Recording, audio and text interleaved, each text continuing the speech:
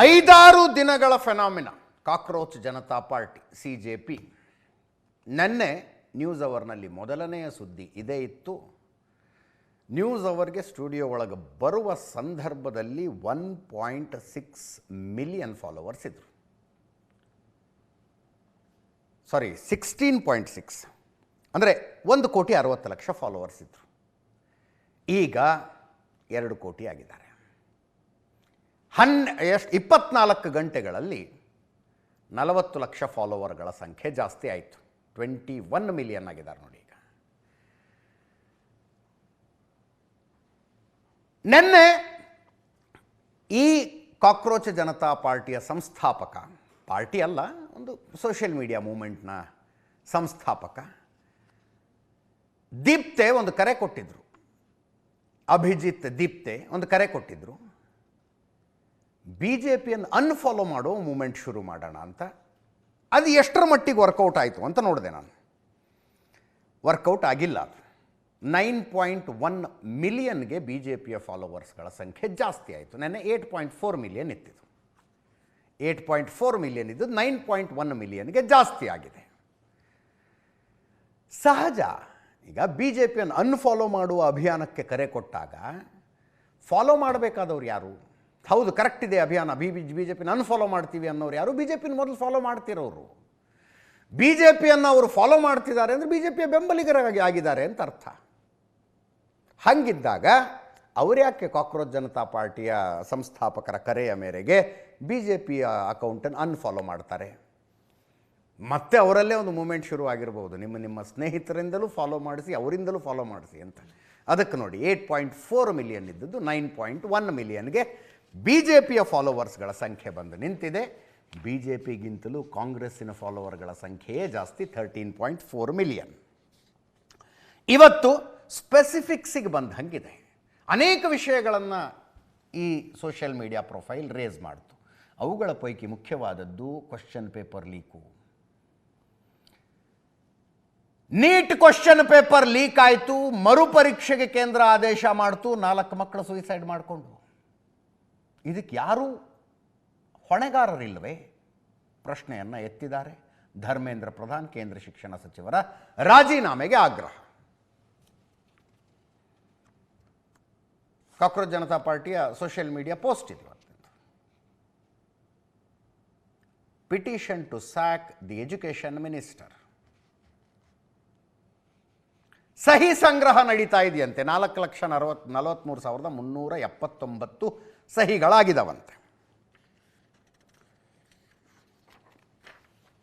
22,70,000 NEET exam ಬರೀತಾ ಇರೋ ಮಕ್ಕಳು.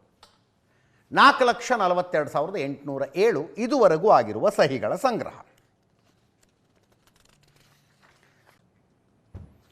ಇದರ ಮಧ್ಯೆ ಈ ಅಭಿಜಿತ್ ದೀಪ್ತೆಗೆ ಥ್ರೆಟ್ ಕಾಲ್ಗಳು ಬರ್ತಾ ಇದ್ದಾವಂತೆ, ಬೆದರಿಕೆ ಕರೆಗಳು ಬರ್ತಾ ಇದ್ದಾವಂತೆ. ಫೋನ್ ನಂಬರ್ಗಳ ಸಮೇತ, ಯಾವ್ಯಾವ ನಂಬರ್ಗಳಿಂದ ಬಂದಿದೆಯೋ ಆ ನಂಬರ್ಗಳ ಸಮೇತ ಪೋಸ್ಟ್ ಮಾಡಿದ್ದಾರೆ ಅಭಿಜಿತ್ ದೀಪ್ತೆ. ಎಷ್ಟು ಬೇಕಾದರೂ ದುಡ್ಡು ಕೇಳು, ಈ ಅಕೌಂಟನ್ನು ಕ್ಲೋಸ್ ಮಾಡಿಬಿಡು, ಅಥವಾ ನೀನು BJPಗೆ ಬಂದು ಜಾಯಿನ್ ಆಗು, ಇಲ್ಲದಿದ್ದರೆ ಅಮೇರಿಕಾದಲ್ಲಿದ್ದರೂ ನಿನ್ನನ್ನು ಕೊಲ್ತೀವಿ ಅಂದ್ರಂತೆ. ರಿಸೀವಿಂಗ್ ಡೆತ್ ಥ್ರೆಟ್ಸ್ ನೌ ಅಂತ ಪೋಸ್ಟು. ಅಮೇರಿಕಕ್ಕೆ ಬಂದು ನಿನ್ನನ್ನು ಕೊಲ್ತೀವಿ ಅಂತ. ನೆನ್ನೆ ದೊಡ್ಡ ಚರ್ಚೆ ಆಯಿತು.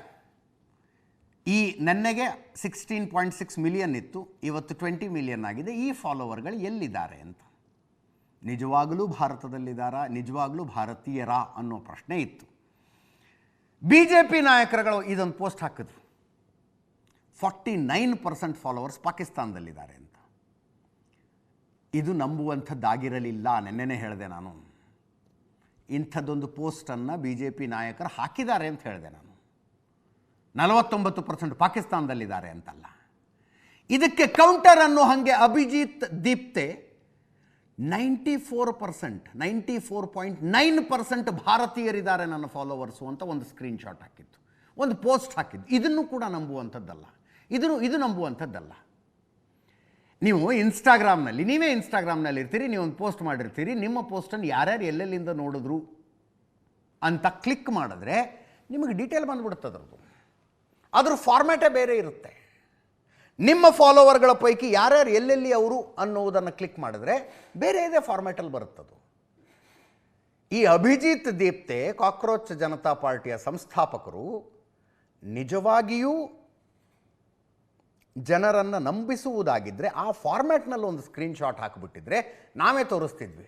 ಸುಳ್ಳು ಹೇಳಬೇಡ್ರಿ, 94.7% ಭಾರತದಿಂದನೇ ಫಾಲೋ ಮಾಡ್ತಾ ಇದ್ದಾರೆ, ನಿಜವಾಗಿಯೂ ಭಾರತೀಯ ಯುವಕ ಯುವತಿಯರಲ್ಲಿರುವ ಅನ್ರೆಸ್ಟ್ ಇದು ಅಂತ ನಾವೇ ತೋರಿಸ್ತಾ ಇದ್ವಿ. ನಾಳೆ ಹಾಕಿದರೆ ನಾಳೆ ಮತ್ತೆ ತೋರಿಸ್ತೀವಿ. ಅಭಿಜಿತ್ ದೀಪ್ತೆ ಏಷ್ಯಾನೆಟ್ ಸುವರ್ಣ ನ್ಯೂಸ್ ನೋಡ್ತಾ ಕೂತ್ಕೊಂಡಿರ್ಬೇಕು ಅಮೆರಿಕದಲ್ಲಿ ಅನ್ನುವ ನಿರೀಕ್ಷೆ ನಮಗಿಲ್ಲ. ಅಕಸ್ಮಾತ್ ಯಾರು ಹೇಳಿ ಇಲ್ಲಪ್ಪ ಹಿಂಗೆ ತೆಗಿ, ಗೊತ್ತಿರುತ್ತೆ social media strategist, Aam Aadmi ಪಕ್ಷಕ್ಕೆ 3 ವರ್ಷ ಸೋಷಿಯಲ್ ಮೀಡಿಯಾ ಸ್ಟ್ರಾಟಜಿಸ್ಟ್ ಆಗಿದ್ದಂಥ ಅಭಿಜಿತ್ ದೀಪ್ತೆ ಅವ್ರಿಗೆ ಗೊತ್ತಿರುತ್ತೆ. ಆ ಫಾರ್ಮ್ಯಾಟ್ನಲ್ಲಿ, ಇನ್ಸ್ಟಾಗ್ರಾಮ್ ಕೊಡುವ ಫಾರ್ಮ್ಯಾಟ್ನಲ್ಲಿ ಇಂತಿಂಥ ದೇಶದಿಂದ ಇಷ್ಟಿಷ್ಟು % ಜನ ನನ್ನನ್ನು ಫಾಲೋ ಮಾಡ್ತಾ ಇದ್ದಾರೆ ಅಥವಾ ಈ ಪೇಜನ್ನು ಫಾಲೋ ಮಾಡ್ತಾ ಇದ್ದಾರೆ ಅಂತ ಏನಾದರೂ ಬಂದರೆ ಡೆಫಿನೆಟ್ಲಿ ಅದನ್ನು ಕೂಡ ಹಾಕ್ತೀವಿ. If it is really 94.7% Indians, ಭಾರತೀಯರು ಅಷ್ಟು ಜನ, ಭಾರತದಿಂದ ಅಷ್ಟು ಜನ ಫಾಲೋ ಮಾಡ್ತಾ ಇದ್ದರೆ ಇದು ನಿಜವಾಗಿಯೂ ದೊಡ್ಡ ಫಿನಾಮಿನಾ ಆಗುತ್ತೆ ಅಂತ ನಾವು ಭವಿಷ್ಯ ಆಗ ನುಡಿಬಹುದು. ಸದ್ಯಕ್ಕೆ ನುಡಿಯೋದಕ್ಕಾಗೋದಿಲ್ಲ. 94% ಭಾರತೀಯರ ಬೆಂಬಲ ನನಗಿದೆ ಅಂತ ಅಭಿಜಿತ್ ದೀಪ್ತೆಯ ಪೋಸ್ಟ್. 94.7%. ಹೇಗೆ BJPಯವರು ಹಾಕಿದ ಪೋಸ್ಟ್ ನಂಬುವುದಕ್ಕಾಗ್ತಾ ಇರಲಿಲ್ವೋ ಇದನ್ನು ಕೂಡ ನಂಬುವುದಕ್ಕಾಗೋದಿಲ್ಲ. Let us be very clear about it. ನೀವು ನನ್ನ ಖಾತೆಯನ್ನು ಹ್ಯಾಕ್ ಮಾಡಲು ತೀವ್ರವಾಗಿ ಪ್ರಯತ್ನಿಸ್ತಾ ಇದ್ದೀರಿ, ನನಗೆ ತಿಳಿದಿದೆ. ಆದರೆ ನೀವು ಹಾಗೆ ಮಾಡಲು ವಿಫಲರಾಗಿರುವುದರಿಂದ ನಿಜವಾದ ಜಿರಳೆ ಜನತಾ ಪಾರ್ಟಿ ಡೇಟಾನ ಹಂಚಿಕೊಳ್ತಾ ಇದ್ದೀನಿ. 94% ಭಾರತೀಯರೇ ಕಾಕ್ರೋಚ್ ಪಕ್ಷದ ಫಾಲೋವರ್ಸ್. ನೀವು 94% ಭಾರತೀಯರನ್ನು ಪಾಕಿಸ್ತಾನಿ ಅಂತ ಯಾಕೆ ಕರೀತೀರಿ ಅನ್ನುವ ಪೋಸ್ಟ್ ಇದು. ಮಹುವಾ ಮೊಯಿತ್ರಾ, ಶಶಿ ಥರೂರ್, ಕನ್ನಿಮೋಳಿ, ಮೆಹಬೂಬಾ ಮುಫ್ತಿ, ಅಖಿಲೇಶ್ ಯಾದವ್ ಕಾಕ್ರೋಚ್ ಜನತಾ ಪಾರ್ಟಿಯನ್ನು ಬೆಂಬಲಿಸಿದ ವಿಪಕ್ಷಗಳ ನಾಯಕರು. ಈ ಅಷ್ಟು ಹೇಳಿಕೆಗಳ ಪೈಕಿ ಶಶಿ ಥರೂರ್ ಅವರ ಹೇಳಿಕೆ ನನಗೆ ತುಂಬ ಅಂದರೆ ತುಂಬ ಮ್ಯಾಚೂರ್ಡ್ ಅನ್ನಿಸ್ತು. ಒಬ್ಬ ಹಿರಿಯ ಲೆವೆಲ್ ಹೆಡೆಡ್ ರಾಜಕಾರಣಿಗೆ ಹೋಲುವಂಥ ಹೇಳಿಕೆ ಅನ್ನಿಸ್ತು. ಯಾರ್ಯಾರು ಏನೇನು ಅಂದಿದ್ದಾರೆ ಅಂತ. ಮಹುವಾ ಮೊಯಿತ್ರಾ ಹೇಳಿದ್ರು, ಫ್ಯಾಸಿಸಂ ಪ್ರಜಾಪ್ರಭುತ್ವ ಅಲ್ಲ, ಸರ್ಕಾರ ದೇಶದ ಯುವಕರಿಗೆ ಹೆದರಿಸ್ತಾ ಇದೆ. ಸರ್ಕಾರ ವರ್ಚುವಲ್ ಆನ್ಲೈನ್ ಚಳುವಳಿಯನ್ನು ಸಹ ಸಹಿಸೋದಿಲ್ಲ. ವಿರೋಧ ಪಕ್ಷದಲ್ಲಿ ನಾವು ಪ್ರತಿದಿನ ಯಾವ ರೀತಿ ಸವಾಲು ಎದುರಿಸ್ತೀವಿ, ಈ ಬಗ್ಗೆ ದೇಶದ ಜನ ಅರಿತುಕೊಳ್ಳಿ. ಎಲ್ಲ ಜಿರಳೆಗಳು ಒಂದಾಗೋಣ. ಅನಗತ್ಯ ಬಲ ಎದುರಿಸಿದಾಗ ಹೊಸ ಶಕ್ತಿ ಹುಟ್ಟುತ್ತದೆ. ಜೈ ಹಿಂದ್ ಅಂತ ಮಹುವಾ ಮೊಯಿತ್ರಾ, ತೃಣಮೂಲ ಕಾಂಗ್ರೆಸ್ನ MP. ಶಶಿ ಥರೂರ್, ಕಾಂಗ್ರೆಸ್ MP, ಅವ್ರು ಹೇಳ್ತಾರೆ, ಕಾಕ್ರೋಚ್ ಜನತಾ ಪಾರ್ಟಿ ಬೆಳವಣಿಗೆಯಿಂದ ತುಂಬ ಕುತೂಹಲಗೊಂಡಿದ್ದೇನೆ. ಇನ್ಸ್ಟಾಗ್ರಾಮ್ನಲ್ಲಿ 15 ಮಿಲಿಯನ್ಗಿಂತಲೂ ಹೆಚ್ಚು ಫಾಲೋವರ್ಸ್ ಹೊಂದಿದೆ, ಈಗ 20 ಮಿಲಿಯನ್ ಆಗಿದೆ. ದೇಶದ ಯುವಕರು ಏಕೆ ಪ್ರತಿಧ್ವನಿಸುತ್ತಿದ್ದಾರೆ ಎಂದು ನನಗೆ ಅರ್ಥವಾಗಿದೆ. JCP ಟ್ವೀಟ್ ಖಾತೆಗೆ ನಿರ್ಬಂಧ, ಇದು ಹಾನಿಕಾರಕ, ಅವಿವೇಕದ ಸಂಗತಿ. ಯುವಕರು ತಮ್ಮ ಭಾವನೆಗಳನ್ನು ವ್ಯಕ್ತಪಡಿಸಲು ಒಂದು ಮಾರ್ಗವಿರಬೇಕು. ಅದರಿಂದ ಇದನ್ನು ಮುಚ್ಚುವ ಬದಲು CJPಯ ಖಾತೆ ಕಾರ್ಯನಿರ್ವಹಿಸಲಿ. ಪ್ರಜಾಪ್ರಭುತ್ವದಲ್ಲಿ ಭಿನ್ನಾಭಿಪ್ರಾಯ, ಹಾಸ್ಯ, ವಿಡಂಬನೆ ಸಹ ಬೇಕಾಗತ್ತೆ. ಶಶಿ ಥರೂರ್ ಅವರ ಸ್ಟೇಟ್ಮೆಂಟ್ ಇದು. ಇದಕ್ಕೆ ನಾನು ಹೇಳಿದ್ದು ಲೆವೆಲ್ ಹೆಡೆಡ್ ಮ್ಯಾಚೂರ್ಡ್ ರಿಯಾಕ್ಷನ್ ಅಂದರೆ ಇದು ಅಂತ. DMK ಸಂಸದೆ ಕನಿಮೋಳಿ, 4 ದಿನದಲ್ಲಿ 15 ಮಿಲಿಯನ್ ಯುವಕರು ಸೈನ್ ಅಪ್ ಮಾಡ್ತಾ ಇದ್ದಾರೆ. ಇದು ಕೀಟ ಸಮಸ್ಯೆ ಅಲ್ಲ, ನಮ್ಮ ದೇಶ ಏನೆಂದು ಹೇಳಲು ಪ್ರಯತ್ನಿಸುತ್ತಿದೆ. ಕಾಕ್ರೋಚ್ ಜನತಾ ಪಾರ್ಟಿ ಏನು ಹೇಳ್ತಾ ಇದೆ ನಾವೆಲ್ಲರೂ ಕೇಳಲೇಬೇಕು ಅಂತ. ಮೆಹಬೂಬಾ ಮುಫ್ತಿ, PDP ಅಧ್ಯಕ್ಷರು, ಕಾಶ್ಮೀರದವರು, ಭಾರತಕ್ಕೆ ಒಂದು ಚಳುವಳಿ, ನಿಜವಾದ ಕ್ರಾಂತಿ ಬೇಕು. ಜನ್ಜಿ ಅಂತಿಮವಾಗಿ ಈ ಬದಲಾವಣೆಯನ್ನು ಪ್ರಾರಂಭಿಸ್ತಾ ಇದ್ದಾರೆ. ದೇಶದಲ್ಲಿ ಬಹಳ ಸಮಯದ ಬಳಿಕ ಸ್ವಲ್ಪ ಬೆಳಕನ್ನು ಕಾಣಬಹುದು. ದ್ವೇಷ ರಾಜಕೀಯದಲ್ಲಿ ಸಿಲುಕಿಕೊಳ್ಳಲು ಯುವ ಜನರು ನಿರಾಕರಿಸುತ್ತಿದ್ದಾರೆ ಅಂತ. ಅಖಿಲೇಶ್ ಯಾದವ್, ಉತ್ತರ ಪ್ರದೇಶದ ಮಾಜಿ ಮುಖ್ಯಮಂತ್ರಿ, ಸಮಾಜವಾದಿ ಪಕ್ಷದ ಸಂಸದರು, ಅವರು ಹೇಳ್ತಾರೆ, ಉತ್ತರ ಪ್ರದೇಶದಲ್ಲಿ BJP ವರ್ಸಸ್ CJP ಫೈಟ್ ಇದೆ. ಇಂದಿನ ದಬ್ಬಾಳಿಕೆಯ ಆಡಳಿತಗಾರರಿಗೆ ಹೇಳಿ, ಕ್ರಾಂತಿ ಎಂದೂ ನಿರ್ಬಂಧಗಳಿಂದ ಬಂಧಿಸಲ್ಪಟ್ಟಿರಲಿಲ್ಲ. ಅಖಿಲೇಶ್ ಯಾದವ್ ಇವರ ಪ್ರತಿಕ್ರಿಯೆಗಳನ್ನು ನೋಡಿದ ಮೇಲೆ ನನಗನ್ನಿಸಿದ್ದು, ಕೇಂದ್ರ ಸರ್ಕಾರದ ವಿರುದ್ಧ, ಬಿ ಜೆ ಪಿಯ ವಿರುದ್ಧ, ನರೇಂದ್ರ ಮೋದಿಯ ವಿರುದ್ಧ ನಮಗಂತೂ ಹೋರಾಡೋದಕ್ಕಾಗೋದಿಲ್ಲ. ಇವನು ಅಮೇರಿಕಾದಲ್ಲಿ ಕೂತ್ಕೊಂಡು ಒಬ್ಬ ಏನೋ ಮಾಡ್ತಾ ಇದ್ದಾನೆ, ಅವನಿಗಾರೂ ಜೈಕಾರ ಹೇಳೋಣ ಅಂತ. ಅಂತಿಮವಾಗಿ ಒಂದು ಬೆಳಕು ಕಾಣಿಸ್ತಾ ಇದೆ ಅಂತ ಒಂದು ಇನ್ಸ್ಟಾಗ್ರಾಮ್ ಪೇಜನ್ನು ನೋಡಿಕೊಂಡು PDPಯ ಮೆಹಬೂಬಾ ಮುಫ್ತಿ ಹೇಳ್ತಾರೆ ಅಂದರೆ, ಇಷ್ಟು ವರ್ಷ ರಾಜಕಾರಣ ನೀವೇನು ಮಾಡಿದ್ರಿ ಅನ್ನೋ ಪ್ರಶ್ನೆ ಬರೋದಿಲ್ವಾ? ಏನು ರಾಜಕಾರಣ ಮಾಡಿದ್ರಿ ನೀವು? ನೋಡಿದ ಒಂದು ವಾರ ಕಳೆದಿಲ್ರಿ, 20 ಮಿಲಿಯನ್ ಫಾಲೋವರ್ಸ್. ಅವರೆಲ್ಲರೂ ಭಾರತೀಯರೇ ಅನ್ಕೊಳ್ಳೋಣಪ್ಪ, for the sake of argument. 20 million followers ನೋಡ್ತಾ ಇದ್ದಂಗೆ ಆಗ್ಬಿಟ್ರಲ್ಲ. ಅವರಿಗೆಲ್ಲರಿಗೂ ಕಾಮನ್ ಎನಿಮಿ ಅಂತೀರೋ, ಸಿಟ್ಟು ಅಂತೀರೋ ಇರೋದು BJP ಮೇಲೆ. ಅವರು ಯಾರಿಗೂ ನೀವು ಆಲ್ಟರ್ನೇಟಿವ್ ಅನ್ನಿಸ್ಲಿಲ್ವಲ್ಲ, ಯಾರಿಗೂ ನೀವು ಆಲ್ಟರ್ನೇಟಿವ್ ಅನ್ನಿಸ್ಲಿಲ್ವಲ್ಲ. ಒಂದು ಆತ್ಮವಿಮರ್ಶೆ ಬೇಡವೇ ಅದಕ್ಕೆ? ಹಿಂಗೆ ಯಾಕಾಯಿತು ಅಂತ? ಆಯಿತು, ಸಂಭ್ರಮಿಸೋದು, ಬೆಂಬಲಿಸೋದು. ಒಂದು ರಾಜಕೀಯ ಪಕ್ಷದಿಂದ ಗೆದ್ದು ಬಂದು ಅಧಿಕಾರದ ಸ್ಥಾನದಲ್ಲಿರುವಂಥವರು ನಾನೂ ಕಾಕ್ರೋಚ್ ಅಂತ ಹೇಳ್ಕೊಳ್ಳೋದು. ನಮ್ಮ ಕಡೆಯಿಂದ ಇದು ಯಾಕೆ ಸಾಧ್ಯ ಆಗಲಿಲ್ಲ ಅನ್ನೋದೊಂದು ಆತ್ಮವಿಮರ್ಶೆ ಆದರೂ ಬೇಕಲ್ಲ. ರಾಜ್ಯದಲ್ಲಿ ಸಂತೋಷ್ ಲಾಡ್ ಅವರು ನೆನ್ನೆನೇ ಹೇಳಿದ್ರು, ಭಾಳ ಖುಷಿ ಕೊಟ್ಟಿದೆ ಪ್ರಜಾಪ್ರಭುತ್ವದಲ್ಲಿ ಇಂಥ ಅಭಿಯಾನಗಳಾಗ್ತಿರಬೇಕು ಅಂತ. KG ಬೋಪಯ್ಯ BJP ನಾಯಕರು ಹೇಳ್ತಾ ಇದ್ದಾರೆ. ಪಾಕಿಸ್ತಾನದವರು ಇವರೆಲ್ಲ ಅಂತ ಕೇಳಿಸ್ಕೊಳ್ಳಿ. ಆದರೆ ನೀವೇನು ಕಾಕ್ರೋಚ್ದೇನು ಹೊಸ ಪಾರ್ಟಿ ಇದೆ, ಅದು ನಿಜಕ್ಕೂ ಹೊಸದಿದೆ. ಇಂಥ ಹೋರಾಟಗಳು ಅಥವಾ ಇಂಥ ವಿಚಾರದಲ್ಲಿ ಯುವಜನತೆ ಸೇರಿದಂಥ ಒಂದು ವಿಶೇಷವಾದಂಥ ಅಟೆನ್ಷನ್ ಇನ್ನು ಇಡೀ ದೇಶಕ್ಕೆ ಗಮನವನ್ನು ಸೆಳೆದಿದ್ದಾರೆ. ನಾನು ಶುಭವನ್ನು ಕೋರ್ತೀನಿ. ಭಾರತೀಯರಿಗಿಂತ ಹೆಚ್ಚು ಅದರಲ್ಲಿ ಪಾಕಿಸ್ತಾನ ಪ್ರಜೆಗಳೇ ಇದ್ದಾರೆ ಆ ಸಾಮಾಜಿಕ ಜಾಲತಾಣದಲ್ಲಿ. ಇದು ಕೂಡ ದೇಶದ ಒಂದು ಅಖಂಡತೆಗೆ, ಭದ್ರತೆಗೆ ಧಕ್ಕೆ ತರುವಂಥ ಒಂದು ಹುನ್ನಾರ.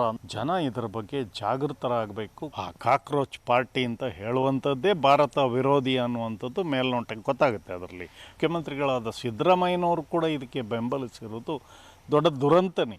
ಇವರು BJPಯನ್ನು ವಿರೋಧಿಸಲಿಕ್ಕೆ ಯಾವ ಮಟ್ಟಕ್ಕೆ ಹೇಳ್ತಾರೆ. ದೇಶ ಉಳಿದ್ರೆ ನೀವು ಉಳಿತೀರಿ, ನಾವು ಉಳಿತೇವೆ. ಇದನ್ನು ಅರ್ಥ ಮಾಡ್ಕೊಳ್ಬೇಕು ಮಾನ್ಯ ಮುಖ್ಯಮಂತ್ರಿಗಳು. ಕಾಕ್ರೋಚ್ ಜನತಾ ಪಾರ್ಟಿಯ ಫಾಲೋವರ್ಸ್ಗಳ ಪೈಕಿ ಬಹುತೇಕರು ಪಾಕಿಸ್ತಾನಿಯರು ಅಂತ BJPಗರು ಹೇಳ್ತಾ ಇದ್ದಾರೆ. 94.7% ಭಾರತೀಯರು ಅಂತ ಕಾಕ್ರೋಚ್ ಜನತಾ ಪಕ್ಷದ ಸಂಸ್ಥಾಪಕರು ಹೇಳ್ತಾ ಇದ್ದಾರೆ. ಎರಡೂ ಕಡೆ ಅಲ್ಲದ ನ್ಯೂಟ್ರಲ್ ಆಗಿರುವ ನಾವು ನೀವು ಏನು ಯೋಚನೆ ಮಾಡಬೇಕು ಅಂದರೆ, ಕ್ಲೇಮ್ಗಳನ್ನು ನಂಬುವಂಥ ಅಧಿಕೃತ ಮಾಹಿತಿ ಬರೋ ತನಕ ನಾವಿಬ್ಬರು ಮಾತನ್ನು ನಂಬೋದಿಲ್ಲಪ್ಪ. ಅಧಿಕೃತ ಮಾಹಿತಿ ಬರೋ ತನಕ ಅದೇನು ದೊಡ್ಡ ವಿಷಯನೇ ಅಲ್ಲ, 3 ಕ್ಲಿಕ್ನಲ್ಲಿ ಗೊತ್ತಾಗ್ಬಿಡುತ್ತೆ ರೀ. ಆದರೆ ಯಾರಿಗೆ ಗೊತ್ತಾಗುತ್ತಂದ್ರೆ ಯಾರು ಅಕೌಂಟ್ ಕ್ರಿಯೇಟ್ ಮಾಡಿರ್ತಾರೆ ಅವ್ರಿಗೆ ಮಾತ್ರ ಗೊತ್ತಾಗತ್ತೆ. ಕಾಕ್ರೋಚ್ ಜನತಾ ಪಾರ್ಟಿಯನ್ನು ಯಾರ್ಯಾರು ಎಲ್ಲೆಲ್ಲಿಂದ ಎಷ್ಟೆಷ್ಟು ಜನ ಫಾಲೋ ಮಾಡ್ತಿದ್ದಾರೆ ಅಂತ ನಾವು ನೀವು ತಿಳ್ಕೊಳ್ಳೋಕ್ಕಾಗೋದಿಲ್ಲ. ಅದನ್ನು ಅಭಿಜಿತ್ ದೀಪ್ತನೇ ಕೊಡಬೇಕು. ಕೊಟ್ಟಿರುವ ಸ್ಕ್ರೀನ್ಶಾಟ್ ನಂಬಲರ್ಹವಲ್ಲ. ವೈ ಅಂತ ಹೇಳಿದ್ದೀನಿ ನಾನು. ಅದರದ್ದು ಫಾರ್ಮ್ಯಾಟೇ ಬೇರೆ ಬರುತ್ತೆ. ಆ ಫಾರ್ಮ್ಯಾಟಲ್ಲಿ ಬಂದಾಗ ಶಭಾಷ್ ಅಭಿಜಿತ್ ದೀಪ್ತೆ ಅಂತ ನಾವೇ ಹೇಳೋಣಂತೆ. ಪಾಕಿಸ್ತಾನದಲ್ಲೂ ಶುರುವಾಗಿದ್ದಾವೆ ಕಾಕ್ರೋಚ್ ಆವಾಮಿ ಪಾರ್ಟಿ ಅಂತ ಒಂದು, ಕಾಕ್ರೋಚ್ ಆವಾಮಿ ಲೀಗ್ ಅಂತ ಇನ್ನೊಂದು.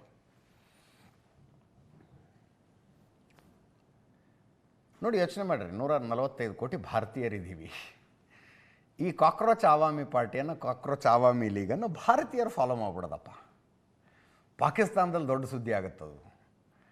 ಸುಮ್ಮನೆ ತಮಾಷೆಗೆ ಹೇಳ್ತಾ ಇರೋದು ನಾನು. ಪಾಕಿಸ್ತಾನದಲ್ಲಿ ದೊಡ್ಡ ಸುದ್ದಿ ಆಗುತ್ತೆ. ಈ ಭಾರತೀಯರು ಫಾಲೋ ಮಾಡಿಬಿಟ್ರೆ ನಮ್ಮ ಜನಸಂಖ್ಯೆನೇ ಇಷ್ಟಿಲ್ವಲ್ಲ, ಅಷ್ಟು ಜನ ಹೆಂಗೆ ಫಾಲೋ ಮಾಡ್ತಿದ್ದಾರೆ ಅಂತ ಪಾಕಿಸ್ತಾನದಲ್ಲಿ ಗಾಬರಿ ಆಗಿಬಿಡ್ತಾರೆ. ಕಾಕ್ರೋಚ್ ಆವಾಮಿ ಪಾರ್ಟಿ ಅಂತೆ, ಕಾಕ್ರೋಚ್ ಆವಾಮಿ ಲೀಗ್ ಅಂತೆ. ಇಷ್ಟಾಗಿದೆ ಕಾಕ್ರೋಚ್ ಜನತಾ ಪಾರ್ಟಿಯ ಸುದ್ದಿ. ಕ್ವಿಕ್ಕಾಗಿ ಮುಂದಿನ ಸುದ್ದಿಗೆ ಹೋಗೋಣ. ಪ್ರದೀಪ್ ಗುಪ್ತಾ, ನಾಮ್ ತೋ ಸುನಾ ಹೋಗ. ಪ್ರತಿ ಚುನಾವಣೆ ಬಂದಾಗಲೂ ಕೊನೆಯ ಹಂತದ ಮತದಾನ ಮುಗಿದ ಮೇಲೆ ನಾನು ಆನ್ ಏರ್ ಹೇಳ್ತೀನಿ, ಈ ಎಕ್ಸಿಟ್ ಪೋಲ್ ಹಿಂಗೆ ಹೇಳ್ತಾ ಇದೆ, ಆ ಎಕ್ಸಿಟ್ ಪೋಲ್ ಹೆಂಗೆ ಹೇಳ್ತಾ ಇದೆ. ನಾನು ಕಾಯ್ತಾ ಇರೋದು ಪ್ರದೀಪ್ ಗುಪ್ತಾ ಏನು ಹೇಳ್ತಾರೆ ಅಂತ. ಪ್ರದೀಪ್ ಗುಪ್ತಾ ಆಕ್ಸಿಸ್ ಮೈ ಇಂಡಿಯಾದ ಸಂಸ್ಥಾಪಕರು. ಆಕ್ಸಿಸ್ ಮೈ ಇಂಡಿಯಾ ಅನ್ನೋ ಸಂಸ್ಥೆ ಮೋರ್ ದೆನ್ 90% ಅಕ್ಯುರೇಟಾಗಿ ಭವಿಷ್ಯ ನುಡಿತಾರೆ. ಮೊನ್ನೆನೇ ನೋಡಿದ್ವಲ್ಲ ತಮಿಳ್ನಾಡು ಎಲೆಕ್ಷನ್ನು, ಎಷ್ಟು 98ರಿಂದ 108 ತನಕ TVK ಗೆಲ್ಲುತ್ತೆ, ವಿಜಯ ಪಕ್ಷ ಗೆಲ್ಲುತ್ತೆ ಅಂತ ಹೇಳಿದ ಮೊಟ್ಟ ಮೊದಲ ಮನುಷ್ಯ ಇವರು ಹೇಳಿದ ನಂತರ ಟುಡೇಸ್ ಚಾಣಕ್ಯದವರು ಒಲ್ಲದ ಮನಸ್ಸಿನಿಂದ ಅನ್ನೋ ಥರ 70 ಬರ್ಬೋದು ಅಂದ್ರೆ ಉಳಿದವರೆಲ್ಲ 10, 15, 25 ಅಂತಿದ್ರು ವಿಜಯ್ ಪಕ್ಷಕ್ಕೆ. ಪ್ರದೀಪ್ ಗುಪ್ತಾ ಈ ಸಂಖ್ಯೆಯನ್ನು ಹೇಳಿದಾಗ ಗಾಬರಿ ಆಗ್ಬಿಡ್ತು ನಮಗೆ. ಧೈರ್ಯ ಬೇಕ್ರಿ ಇಂಥ ನಂಬರ್ ಹೇಳೋದಕ್ಕೆ ಅಂತ. ಚುನಾವಣೆಯ ಭವಿಷ್ಯ ಜನರ ನಾಡಿ ಮಿಡಿತ ಹಂಗೆ ಹಿಡಿತಾರೆ ಅವರು ರಾಷ್ಟ್ರ ರಾಜಕಾರಣ ಹೆಂಗಿರಲಿದೆ ಅನ್ನುವುದರ ಬಗ್ಗೆ ಮತ್ತೊಂದು ಭವಿಷ್ಯ ನೋಡಿದ್ದಾರೆ. 2034 ತನಕ BJP ಅಧಿಕಾರದಲ್ಲಿರುತ್ತೆ ಅಂತ. 2014ರಲ್ಲಿ ಶುರುವಾಗಿರುವ BJP ಆಡಳಿತ 2034 ತನಕ ಇರುತ್ತೆ ಅಂತಿದ್ದಾರೆ ಪ್ರದೀಪ್ ಗುಪ್ತಾ. BJP ಸರ್ಕಾರದ ಸಾಧನೆ ದುರ್ಬಲ ಆಗೋ ತನಕ ಅದಕ್ಕೆ ಅಧಿಕಾರ ಇದ್ದೇ ಇರುತ್ತೆ. 70-80ರ ದಶಕದಲ್ಲಿ ಇಂಥದ್ದೊಂದು ಮೊನಾಪೊಲಿಯನ್ನು ಕಾಂಗ್ರೆಸ್ ಅನುಭವಿಸಿತ್ತು. 70-80ರ ದಶಕದಲ್ಲಿ ಕಾಂಗ್ರೆಸ್ ಹಂಗೇರಿ ಯಾರು ಅನ್ಕ್ವಶ್ಚನೇಬಲ್ ಲೀಡರ್ ಆಗಿತ್ತಲ್ಲ. ಆಗ ಕಾಂಗ್ರೆಸ್ ಹೆಂಗಿತ್ತಲ್ಲ ಹಂಗೀಗ BJP ಆಗಿದೆ ಅಂತ. ಇದು ಚಕ್ರ ತಿರುಗಿ ಬಂದಿದೆ ಅಂತ ಪ್ರದೀಪ್ ಗುಪ್ತಾ ಹೇಳ್ತಾ ಇರೋದು. ಬೇಸಿಕಲಿ BJPಗೂ ರಾಜಕೀಯ ಮಿತಿ ಇದೆ, ಆದರೆ 2034ರ ತನಕ ತೊಂದರೆ ಇಲ್ಲ. ಇನ್ನೂ ಹಲವು ವರ್ಷ BJP ಪ್ರಾಬಲ್ಯ ಹಿಂಗೆ ಮುಂದುವರಿಯುತ್ತೆ ಅಂತ. ಪ್ರತಿಪಕ್ಷಗಳ ಸಂಪೂರ್ಣವಾಗಿ BJP ಸರ್ಕಾರದ ಸಾಧನೆಯನ್ನು ಅವಲಂಬಿಸಿವೆ. ಭಾರೀ ಬಹುಮತದ ಗೆಲುವಿನ ಬಳಿಕ BJP ಸರ್ಕಾರದ ನಿರೀಕ್ಷೆ ಹೆಚ್ಚಿವೆ. ಹೀಗಾಗಿ BJP NDA ಸರ್ಕಾರ ಹೆಚ್ಚು ಸಾಧನೆ ಮಾಡಬೇಕಾದ ಅನಿವಾರ್ಯತೆ ಇದೆ. ಸರ್ಕಾರದ ಸಾಧನೆ ಉತ್ತಮ ಇರೋ ತನಕ BJP ಗೆಲ್ತಾನೇ ಇರುತ್ತೆ. BJP ಸರ್ಕಾರ ಉತ್ತಮ ಇದ್ದರೆ ಪ್ರತಿಪಕ್ಷಗಳು ಸೋಲ್ತಾನೇ ಇರ್ತವೆ. ಕಾಂಗ್ರೆಸ್ ಪಕ್ಷ ಪರಂಪರಾಗತ ಸಮಸ್ಯೆಗಳ ಒತ್ತಡದಲ್ಲಿ ಸಿಲುಕಿದೆ. ಕಾಂಗ್ರೆಸ್ ಇದರಿಂದ ಚೇತರಿಸಿಕೊಳ್ಳೋದಕ್ಕೆ ಸುದೀರ್ಘ ಸಮಯ ಬೇಕು.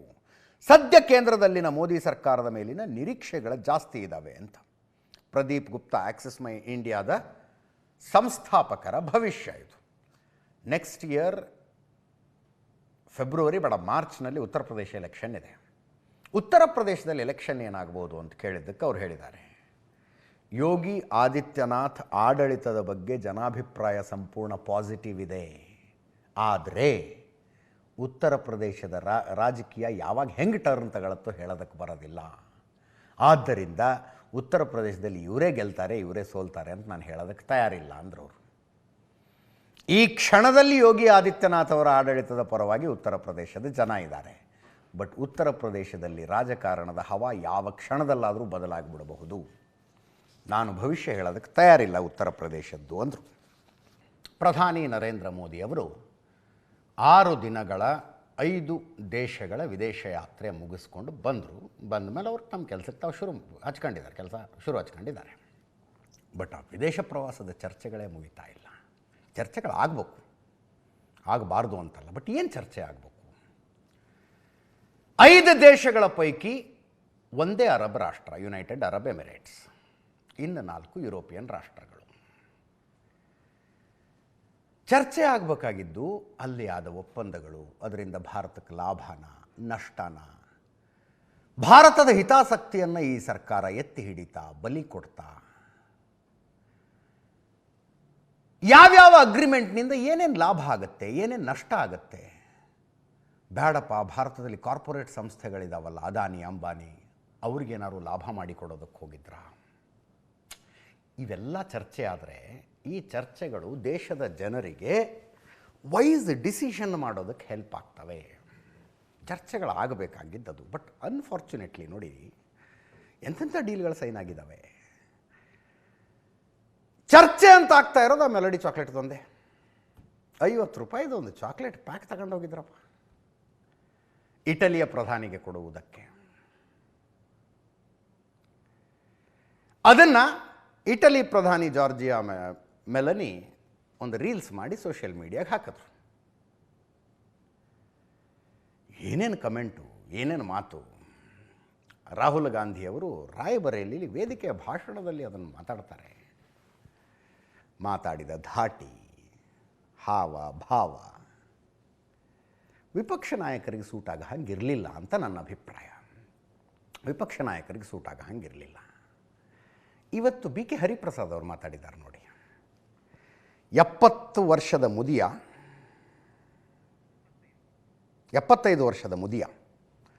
ಸಣ್ಣ ವಯಸ್ಸಿನ ಪ್ರಧಾನಿ ಜೊತೆಗೆ ನಡೆದುಕೊಳ್ತಾ ಇರೋದನ್ನು ನೋಡಿದ್ರೆ, ರೊಮ್ಯಾಂಟಿಕ್ ಫೋಟೋ ನೋಡಿದ್ರೆ ನಗು ಬರುತ್ತೆ. BK ಹರಿಪ್ರಸಾದ್ ಅವರು ಕೇಳಿಸ್ಕೊಡಿ. ರೋಮಲ್ಲಿ ಇವರು ಮಾಡ್ತಾ ಇರತಕ್ಕಂಥ ರೊಮ್ಯಾನ್ಸ್ಟಿಕ್ ಸೀನ್ಗಳು ನೋಡಿದಾಗ ರೋಮಲ್ಲಿ ನ್ಯೂರೋ ಫೆಡಲ್ ವೈಲ್ ರೋಮ್ ಬರ್ನ್ಟ್ ಅಂತೇಳಿ ಅದೊಂದು ದೊಡ್ಡ ಇಂಗ್ಲೀಷಲ್ಲಿದೆ.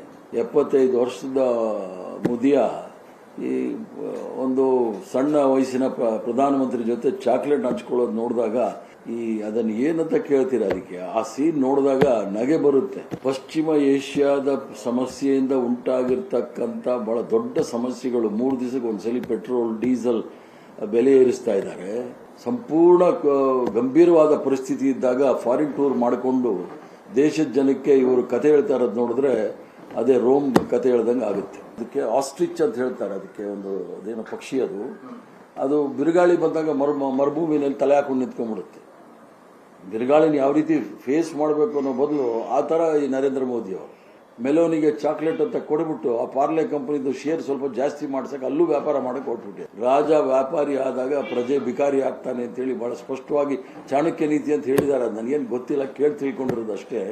ಆ ಥರ ಪ್ರಜೆಗಳನ್ನ ಬಿಕಾರಿಯಾಗಿ ಮಾಡಿರ್ತಕ್ಕಂಥ ಯಾರಾದರೂ ಪ್ರಧಾನಮಂತ್ರಿ ಇದ್ರೆ ಅದು ನರೇಂದ್ರ ಮೋದಿನೇ.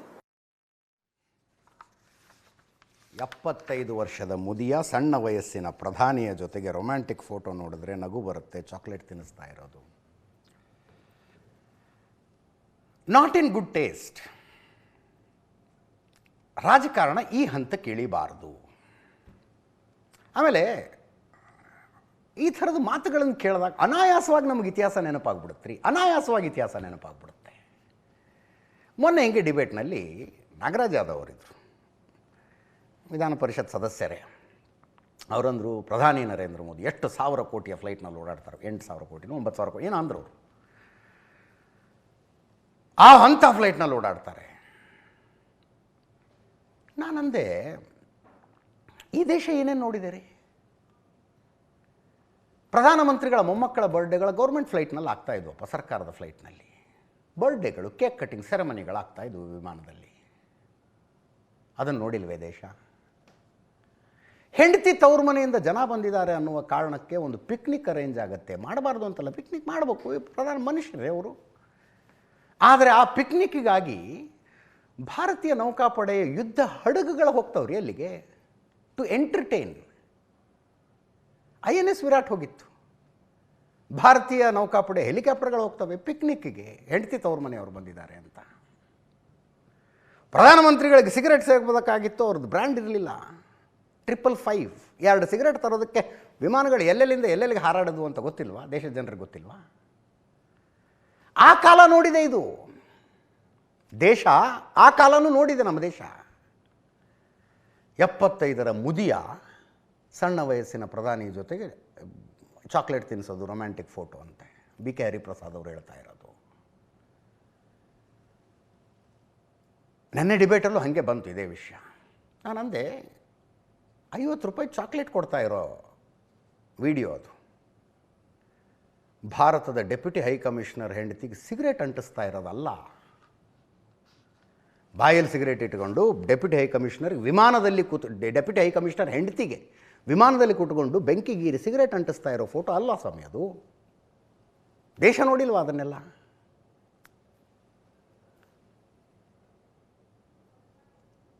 ಖುಷ್ವಂತ್ ಸಿಂಗ್ ಅವ್ರದ್ದು ಆಟೋಬಯೋಗ್ರಫಿ ಇದೆ.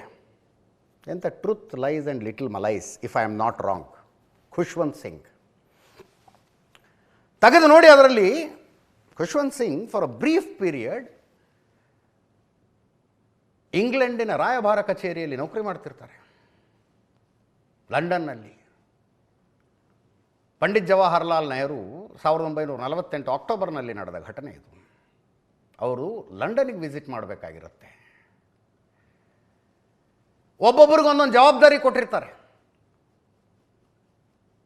ಭಾರತದ ಪ್ರಧಾನಮಂತ್ರಿ ಲಂಡನ್ ವಿಸಿಟ್ನ ಸಂದರ್ಭದಲ್ಲಿ ಭಾರತೀಯ ರಾಯಭಾರ ಕಚೇರಿ ಏನೇನು ಮಾಡಬೇಕು ಅಂತ ಖುಷ್ವಂತ್ ಸಿಂಗ್ ಅವರಿಗೆ ಮೀಡಿಯಾ ಹ್ಯಾಂಡಲ್ ಮಾಡೋ ಜವಾಬ್ದಾರಿ ಕೊಟ್ಟಿದ್ರಂತೆ. ಮೀಡಿಯಾ ಅಂದ್ರೆ ಅವಾಗೇನ್ರಿ, ನ್ಯೂಸ್ ಪೇಪರ್ ಒಂದೇ, ಅದನ್ನು ಹ್ಯಾಂಡಲ್ ಮಾಡಬೇಕು. ಅಬ್ಬಬ್ಬ ಅಂದರೆ ರೇಡಿಯೋಗಳಿದ್ವು. ನಮ್ಮ ಪ್ರಧಾನಮಂತ್ರಿಗಳು ಮಧ್ಯರಾತ್ರಿ ಹೋಗಿ ವಿಮಾನ ಇಳಿದು ಖಾಸಗಿ ಕಾರ್ ಹತ್ಕೊಂಡು ಎಲ್ಲೋ ಹೋಗ್ಬಿಟ್ರು. ಅವ್ರು ಎಲ್ಲಿ ಹೋಗ್ತಾರೆ ಅಂತ ಒಬ್ಬ ನ್ಯೂಸ್ ಪೇಪರ್ ರಿಪೋರ್ಟರು ಫೋಟೋಗ್ರಾಫರಿಗೆ ಪಕ್ಕ ಗೊತ್ತಿತ್ತು ಎಲ್ಲಿ ಹೋಗ್ತಾರೆ ಅವರು ಅಂತ. ಅವರು ಹೋಗಿದ್ದು ಎಡ್ವಿನಾ ಮೌಂಟ್ ಬ್ಯಾಟನ್ ಮನೆಗೆ, ಭಾರತದ ವೈಸ್ರಾಯ್ ಆಗಿದ್ದ ಮೌಂಟ್ ಬ್ಯಾಟನ್ ಅವರ ಹೆಂಡತಿ ಭೇಟಿಗೆ.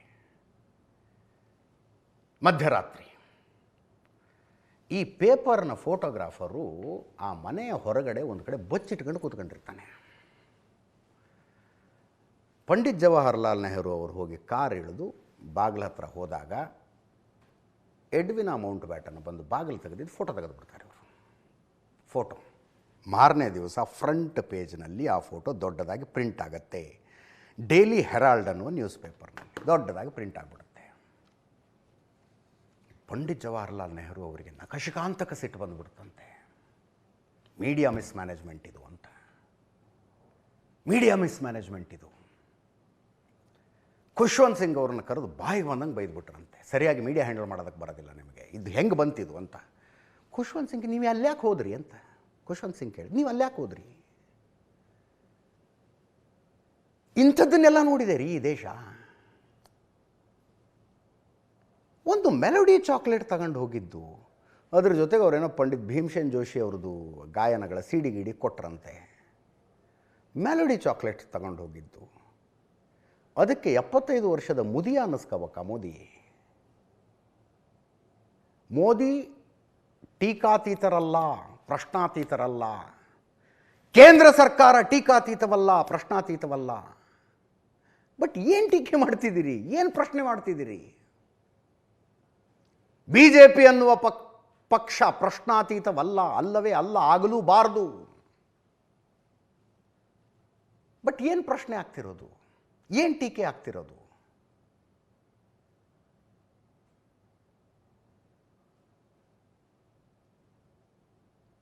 ಎಪ್ಪತ್ತೈದು ವರ್ಷದ ಮುದಿಯ ಸಣ್ಣ ವಯಸ್ಸಿನ ಪ್ರಧಾನಿ ಜೊತೆಗೆ ರೊಮ್ಯಾಂಟಿಕ್ ಫೋಟೋ ನೋಡಿದ್ರೆ ಏನಿದು ಮಾತು ಅಂತ. ಈ ದೇಶದ ಇತಿಹಾಸದಲ್ಲಿ ಏನೇನೆಲ್ಲ ಉದಾಹರಣೆ ಹೇಳಿದ್ನಲ್ಲ ನಾನು ನಿಮಗೆ, 1948 ಅಕ್ಟೋಬರ್ ಪ್ರಧಾನಮಂತ್ರಿಯೇ.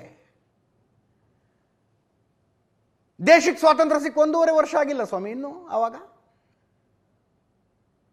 ಮಧ್ಯರಾತ್ರಿ ಫ್ಲೈಟ್ ಇಳಿದು ಎಡ್ವಿನಾ ಮೌಂಟ್ ಬ್ಯಾಟನ್ ಮನೆಗೆ ಖಾಸಗಿ ಕಾರ್ನಲ್ಲಿ ಹೋದರೆ ಫೋಟೋಗ್ರಾಫರ್ ಕದ್ದಿಟ್ಕೊಂಡು ಬಚ್ಕೊಂಡು ಫೋಟೋ ತೆಗೆದವು. ಮಾರನೇ ದಿವಸ ಪೇಪರ್ಗಳಲ್ಲಿ ಬಂದಿತ್ತು. ಅಂಥದ್ದೇನಾಗಿಲ್ಲ ಸ್ವಾಮಿ, ಅಂಥದ್ದೇನಾಗಿಲ್ಲ. ಬನ್ನಿ ನಾಳೆ ತಗೊಂಬರ್ತೀನಿ ನಾನೇ, ಅಷ್ಟು ಇದೆ ನನ್ನ ಹತ್ರ. ಯಾವ ಡೀಲ್ ಸೈನ್ ಆಯಿತು, ಭಾರತಕ್ಕೇನಾದರೂ ಲಾಭ ಇದೆಯಾ, ಕಾರ್ಪೊರೇಟ್ ಕಂಪನಿಗಳ ಹಿತಾಸಕ್ತಿಯನ್ನು ಕಾಪಾಡೋದಕ್ಕೆ ಮೋದಿ ವಿದೇಶ ಪ್ರವಾಸ ಮಾಡಿದ್ರ, ಅದರ ಮೇಲೆ ಏನಾದ್ರು ಚರ್ಚೆ ಆಗಿ ಅಲ್ರಿ. ಸಣ್ಣ ವಿಷಯ ಹೇಳ್ಬಿಡ್ತೀನಪ್ಪ. ಅಮೇರಿಕ ಇಸ್ರೇಲ್ ಜಂಟಿ ದಾಳಿ ಇರಾನಿನ ಮೇಲೆ ಆರಂಭ ಆಗೋದಕ್ಕಿಂತ ಮೊದಲು, ಒಂದು ದಿನ ಮೊದಲು ಪ್ರಧಾನಿ ನರೇಂದ್ರ ಮೋದಿ ಇಸ್ರೇಲ್ನಲ್ಲಿದ್ದರು. ಫೆಬ್ರವರಿ 28ಕ್ಕೆ ದಾಳಿ ಆರಂಭ ಆಗಬೇಕು, ಫೆಬ್ರವರಿ 27ಕ್ಕೆ ಇಸ್ರೇಲ್ನಲ್ಲಿ ಇದ್ದಾರೆ ಇವರು. ದೇಶದ ತುಂಬ ಹ್ಯೂ ಆ್ಯಂಡ್ ಕ್ರೈ ಆಗಿಬಿಡ್ತು. ಏನು ತೋರಿಸೋದಕ್ಕೆ ಹೊರಟಿದ್ದೀರಿ ನೀವು? ಇರಾನ್ ನಮ್ಮ ಲಾಂಗ್ ಟರ್ಮ್ ಫ್ರೆಂಡು. ಆ ಇರಾನಿನ ಮೇಲೆ ದಾಳಿ ಮಾಡಲಿರುವ 24 ಗಂಟೆಗಳಲ್ಲಿ ದಾಳಿ ಮಾಡಲಿರುವ ಇಸ್ರೇಲಿಗೆ ನೀವು ಹೋಗಿ ಪ್ರಧಾನಮಂತ್ರಿಗಳ ಜೊತೆಗೆ ಊಟ ಮಾಡಿದ್ರಿ, ಫ್ರೆಂಡ್ಶಿಪ್ಪನ್ನು ತೋರಿಸ್ಕೊಂಡು ಬಂದ್ರಿ. ಹಿಂಗೆ ಯಾರು ಮಾಡ್ತಾರಾ? ಇದಾ ವಿದೇಶಾಂಗ ಹ್ಯಾಂಡಲ್ ಮಾಡೋ ರೀತಿ? ಎಲ್ಲ ಚರ್ಚೆಗಳಾದವು. ರಷ್ಯಾ ಭಾರತದ ಲಾಂಗ್ ಟರ್ಮ್ ಫ್ರೆಂಡ್ ರೀ. ಎಂತೆಂಥ ಕಷ್ಟ ಕಾಲದಲ್ಲಿ ರಷ್ಯಾ ನಮ್ಮ ಜೊತೆಗೆ ನಿಂತ್ಕೊಂಡಿದೆ. ಭಾರತ ಪಾಕಿಸ್ತಾನದ ತಿಕ್ಕಾಟ ಬಂದಾಗಲೆಲ್ಲ ರಷ್ಯಾದವ್ರು ನಮ್ಮ ಜೊತೆಗೆ ನಿಂತ್ಕೊಂಡಿದ್ದಾರೆ. ಹಿಸ್ಟಾರಿಕಲಿ ಭಾರತಕ್ಕೆ ಯಾರೂ ವೆಪನ್ ಕೊಡೋದಕ್ಕೆ ತಯಾರಿಲ್ಲದೆ ಇದ್ದಾಗ ರಷ್ಯಾ ನಮ್ಮ ಜೊತೆಗೆ ನಿಂತ್ಕೊಂಡಿದೆ. ಈಗ ಪ್ರಧಾನಿ ನರೇಂದ್ರ ಮೋದಿ ಯುರೋಪಿನ 4 ರಾಷ್ಟ್ರಗಳಿಗೆ ಭೇಟಿ ಕೊಟ್ಟರಲ್ಲ, ಅವೆಲ್ಲವೂ ರಷ್ಯಾದ ಶತ್ರುಗಳು. ರಷ್ಯಾದ ಜೊತೆ ಇಷ್ಟೊಂದು ಲಾಂಗ್ ಟರ್ಮ್ ಫ್ರೆಂಡ್ಶಿಪ್ ಇಟ್ಕೊಂಡು ನೀವು ಯುರೋಪಿನ ಈ ದೇಶಗಳಿಗೆ ಯಾಕೆ ಭೇಟಿ ಕೊಟ್ರಿ? ರಷ್ಯಾದ ಫ್ರೆಂಡ್ಶಿಪ್ ಹಾಳಾಗೋದಿಲ್ವಾ ಅನ್ನೋ ಪ್ರಶ್ನೆ ಒಬ್ಬನೂ ಕೇಳಲಿಲ್ಲ ಈ ದೇಶದಲ್ಲಿ. ಆ್ಯಕ್ಚುಲಿ ಚರ್ಚೆಗಳಾಗಬೇಕಾಗಿದ್ದು ಅದಲ್ವಾ? ಒಬ್ಬರಾರು ನಮಗೆ ರಷ್ಯಾದ ಸ್ನೇಹ ಮುಖ್ಯ. ನೀವು ನೋಡಿದ್ರೆ ನೆದರ್ಲ್ಯಾಂಡಿಗೆ ಹೋಗ್ತಾ ಇದ್ದೀರಿ, ನೀವು ನೋಡಿದರೆ ಇಟಲಿಗೆ ಹೋಗ್ತಾ ಇದ್ದೀರಿ. ಇದರಿಂದ ಏನು ಸಂದೇಶ? ದಶಕಗಳ ಕಾಲ ಭಾರತದ ಜೊತೆ ರಷ್ಯಾ ಕಾಯ್ದುಕೊಂಡು ಬಂದಿರುವ ಸಂಬಂಧದ ಮೇಲೆ ಏನಾದರೂ ಪರಿಣಾಮ ಬೀರುತ್ತಾ? ಒಬ್ಬರಾದರೂ ಚರ್ಚೆ ಮಾಡಿದ್ರಾ? ಚರ್ಚೆ ಆಗಿದ್ದೇನು? ಮೆಲೋನಿ 75 ವರ್ಷದ ಮುದಿಯ, ಈ ವಿಷಯ ಚರ್ಚೆ ಆಗ್ತಾ ಇರೋದು. ವಿಚಿತ್ರ ಅನ್ಸುತ್ತೆ ನನಗೆ. ಮುಂದಿನ ಸುದ್ದಿಗೆ ಹೋಗೋಣ. ಮುಖ್ಯಮಂತ್ರಿ ಆದ ನಂತರ ಅಥವಾ ಈ ಸರ್ಕಾರ ಬಂದ ನಂತರ ಇವರ ತಲೆಯಲ್ಲಿ ಹೊಳೆದ ಐಡಿಯಾ ಅದಲ್ಲ. ಬೆಂಗಳೂರಿನ ಪಕ್ಕದಲ್ಲಿ ಒಂದು ಅತ್ಯಾಧುನಿಕವಾದ ಟೌನ್ಶಿಪ್ ಇರಬೇಕು ಅನ್ನುವ ಆಲೋಚನೆ ಇವ್ರ ತಲೆಯಲ್ಲಿ ಬಂದು ಇವರು ಶುರು ಮಾಡಿದ ಯೋಜನೆ ಅಲ್ಲ ಇದು. ಈ ಹಿಂದೆ ಕುಮಾರಸ್ವಾಮಿ ಅವರು ಮುಖ್ಯಮಂತ್ರಿಯಾಗಿದ್ದಾಗಲೇ ಇಂಥದ್ದೊಂದು ಆಲೋಚನೆ, ಇಂಥದ್ದೊಂದು ಪ್ರಾಜೆಕ್ಟ್ ತಯಾರಾಗಿತ್ತು. ಬೇರೆ ಬೇರೆ ಕಾರಣಗಳಿಗೆ ಅದು ಇಂಪ್ಲಿಮೆಂಟ್ ಆಗಲಿಲ್ಲ, ಪ್ಲ್ಯಾನ್ ಹಾಗೆ ಬಿದ್ದಿತ್ತು. ಡಿ ಕೆ ಶಿವಕುಮಾರ್ ಅವರು ಅದೇ ಪ್ಲ್ಯಾನನ್ನು ತಗೊಂಡು ಅದರ ಮೇಲಿನ ಧೂಳು ಕೊಡುವಿ, ಬನ್ನಿ ಇದನ್ನು ಇಂಪ್ಲಿಮೆಂಟ್ ಮಾಡೋಣ ಅಂತ ಹೊರಟಿದ್ದಾರೆ. ಆ ವಿಷಯದಲ್ಲಿ Kumaraswamy versus D K Shivakumar, Congress versus JDS ಆಗ್ತಾ ಇದೆ. ಅತ್ಯಂತ ಫಲವತ್ತಾದ ರೈತರ ಭೂಮಿಯಲ್ಲಿ ನೀವು ಲೇಔಟ್ ಮಾಡೋದಕ್ಕೆ ಯಾಕೆ ಹೊರಟಿದ್ದೀರಿ ಅಂತ JDSನವರು ಈಗ ಪ್ರಶ್ನೆ ಕೇಳ್ತಾ ಇದ್ದಾರೆ. ನೀವೇ ಶುರು ಮಾಡಿದ ಪ್ಲ್ಯಾನ್ ಅಲ್ಲಪ್ಪ ಇದು. ರೈತರು ಈ ಹಿಂದೆ ಕಂಡು ಕೇಳರಿಯದಷ್ಟು ಪರಿಹಾರ ಅವರು ಭೂಮಿಗೆ ಕೊಡ್ತೀವಿ. ಅಲ್ಲಿ ನಿಜವಾದ ಕೃಷಿಕರಿಲ್ಲ, ನಿಜವಾಗ್ಲೂ ಅಲ್ಲಿ ಕೃಷಿ ನಡೀತಾ ಇರೋದಲ್ಲ. 1-2 ಗ್ರಾಮದಲ್ಲಿ ಒಂದು ಒಳ್ಳೆ ಹೈನುಗಾರಿಕೆ, ತೋಟಗಾರಿಕೆ ನಡೀತಾ ಇರಬಹುದು. ಉಳಿದಂತೆ ಅಕ್ವೈರ್ ಆಗ್ತಾ ಇರುವ ಲ್ಯಾಂಡ್ನಲ್ಲಿ ನೀವು ಹೇಳುವಂಥ ಕೃಷಿಯನ್ನು ನಡೀತಾ ಇಲ್ಲ ಅಂತ ಡಿ ಕೆ ಶಿವಕುಮಾರ್ ಅವರು ಈ ವಿಷಯದಲ್ಲಿ Nikhil Kumaraswamy versus D K Shivakumar ಒಂದು ಟಾಕ್ ಫೈಟ್ ಆಗಿದೆ. ಕೇಳಿಸ್ಕೊಳ್ಳಿ. ನನಗೆ ಅವ್ರ ಸ್ಟೇಟಸ್ಸೇ ಗೊತ್ತಿಲ್ಲ ನನಗೆ. ಇನ್ನು ನಾನು ಉತ್ತರ ಕೊಡೋಕೆ ನಂಗೆ ಇಷ್ಟ ಇಲ್ಲ. ನಾನು ಬೇರೆ ಲೋಕಲ್ ಲೀಡರ್ಸ್ ಇದ್ದಾರೆ, ಉತ್ತರ ಕೊಡ್ತಾರೆ. ಕರ್ನಾಟಕದಲ್ಲಿ ಹುಟ್ಟಿರ್ತಕ್ಕಂಥ ಹುಡುಗ ಸರ್ಕಾರಕ್ಕೆ ತೆರಿಗೆ ಮೂಲದಲ್ಲಿ ತೆರಿಗೆನೂ ಕೂಡ ಕಟ್ತಾ ಇರ್ತಕ್ಕಂಥ ಹುಡುಗ, ಒಬ್ಬ ಕನ್ನಡ ನಾಡಿನ ಸಾಮಾನ್ಯ ಪ್ರಜೆಯಾಗಿ ಬ್ರ್ಯಾಕೆಟಲ್ಲಿ ಕಾಮನ್ ಮ್ಯಾನ್ ಆಗಿ, ಪರವಾಗಿ ಒಬ್ಬ ಕಾಮನ್ ಮ್ಯಾನ್ ಆಗಿ ಕೇಳ್ತಾ ಇದ್ದೀನಿ, this is my status.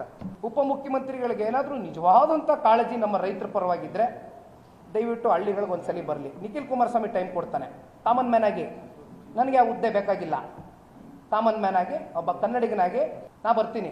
Kumaraswamy ಅವ್ರಿಗೆ ಚಾಲೆಂಜ್ ಮಾಡೋದಿರಲಿ, ರೈತರಿಗೆ ಉತ್ತರ ಕೊಡಬೇಕು, ಸಮಸ್ಯೆ ಉದ್ಭವ ಆಗಿರೋದಿರಲಿ. ಕಾಕ್ರೋಚ್ ಪಾರ್ಟಿ ಅಂತ ಹುಟ್ಟಿದೆಯಲ್ಲ, ಸೋಷಿಯಲ್ ಮೀಡಿಯಾ ಇವತ್ತೇನು ಭಾಳ ಒಂದು ದೊಡ್ಡ ಮಟ್ಟದಲ್ಲಿ ಸಂಚಲನ ಸೃಷ್ಟಿಯಾಗಿದೆ. ಕಾಕ್ರೋಚ್ ಪಾರ್ಟಿಗೆ ಅಧ್ಯಕ್ಷ ಆಗ್ಬಿಡ್ಲಿ. ನಿನ್ನೆ ಫ್ರೀಡಮ್ ಪಾರ್ಕಲ್ಲಿ ನಿಂತ್ಕೊಂಡು ಮಾನ್ಯ ಮುಖ್ಯಮಂತ್ರಿಗಳು ಐ ಆಮ್ ಕಾಕ್ರೋಚ್ ಅಂತ ಟಿ ಶರ್ಟ್ ಬಿಡುಗಡೆ ಮಾಡ್ತಾರೆ ಸರ್. ಮುಂದಿನ ಸುದ್ದಿಗೆ ಹೋಗೋಣ. ಸಿದ್ದರಾಮಯ್ಯನವರ ನೇತೃತ್ವದ ಈ ಸರ್ಕಾರ ಬಂದು 3 ವರ್ಷ ಕಂಪ್ಲೀಟ್ ಆಯಿತು. ಅದು ಯಾರಾದರೂ ಭರವಸೆ ಕೊಟ್ಟಿದ್ರ ಅಥವಾ ಶಾಸಕರುಗಳು, ಹಿರಿಯ ಶಾಸಕರುಗಳು, ಮಂತ್ರಿಯಾಗುವ ಅವಕಾಶ ಸಿಗದೇ ಇರುವ ಶಾಸಕರುಗಳು ತಮಗೆ ತಾವೇ ಅಂದ್ಕೊಂಡಿದ್ರ ಗೊತ್ತಿಲ್ಲ. 2.5 ವರ್ಷ ಆದಮೇಲೆ ಒಂದು ಕ್ಯಾಬಿನೆಟ್ ಕಂಪ್ಲೀಟ್ ರೀಶಫಲ್ ಆಗುತ್ತೆ, ಅವಕಾಶ ಸಿಗದೇ ಇರುವವರಿಗೆ ಮಂತ್ರಿಗಿರಿ ಸಿಗುತ್ತೆ ಅಂತ ಅವರಾಗಲೇ ಅಂದ್ಕೊಂಡಿದ್ರು. ಅವ್ರಿಗೆ ಯಾರಾದರೂ ಭರವಸೆ ಕೊಟ್ಟಿದ್ರು ದೇವರಾಣೆಗೂ ಗೊತ್ತಿಲ್ಲ. ಸರ್ಕಾರಕ್ಕೆ 2.5 ವರ್ಷ ತುಂಬದಾಗಿನಿಂದ ಅವರು ಪ್ರಯತ್ನ ನಡೆಸ್ತಾ ಇದ್ದಾರೆ. ಡಿ ಕೆ ಶಿವಕುಮಾರ್ ಅವರದ್ದು ಮುಖ್ಯಮಂತ್ರಿ ಆಗುವ ಪ್ರಯತ್ನ, ಶಾಸಕರಾಗಿಯೇ ಉಳಿದಿರುವ ಹಿರಿಯ ಶಾಸಕರದ್ದು, ಸಚಿವರಾಗಬೇಕು ಅಂದುಕೊಂಡಿರುವ ಹಿರಿಯ ಶಾಸಕರದ್ದು ಸಚಿವರಾಗುವ ಪ್ರಯತ್ನ. ಎರಡೂ ಕಡೆಯವರು ತಮ್ಮ ಪ್ರಯತ್ನ ತಾವು ನಡೆಸ್ತಾ ಇದ್ದಾರೆ. ಸಚಿವರಾಗಬೇಕು ಅಂದುಕೊಂಡಿರುವ ಶಾಸಕರುಗಳ ಪ್ರಯತ್ನ ತೀವ್ರವಾಗ್ತಾ ಇದೆ.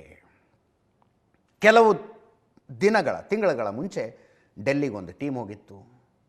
ರಣದೀಪ್ ಸಿಂಗ್ ಸುರ್ಜೇವಾಲಾ ಅವ್ರನ್ನ ಭೇಟಿಯಾಗಿ ತಮ್ಮ ಅಹವಾಲು ಹೇಳ್ಕೊಂಡು ಬಂದರು.